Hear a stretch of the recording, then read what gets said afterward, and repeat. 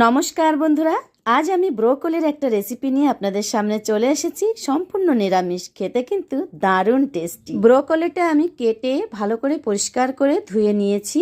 মশলা নিয়ে নিয়েছি গোটা জিরে, ধনে, গরম মশলা, শুকনো লঙ্কা, শুকনো খোলায় ভেজে তুলে নেব।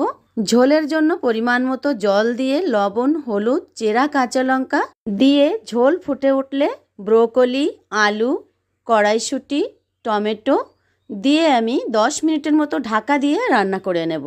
সমস্ত সবজিগুলো খুব ভালো করে সেদ্ধ হয়ে গেলে অন্য একটা পাত্রে ঢেলে নিয়ে কড়াইতে সর্ষের তেল গরম করে জিরে, তেজপাতা ফোড়নে দিয়ে হালকা একটু ভেজে নিয়ে সেদ্ধ করা সবজি ঢেলে দেব।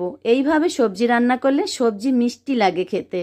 উপর থেকে ভাজা মশলার গুঁড়ো ছড়িয়ে 2 মিনিটের মতো ঢাকা দিয়ে রান্না করে পরিবেশন করে নেব। বন্ধুরা, আপনারা সবাই ভালো থাকুন, সুস্থ থাকুন। দেখা হবে নেক্সট ভিডিওতে। নমস্কার।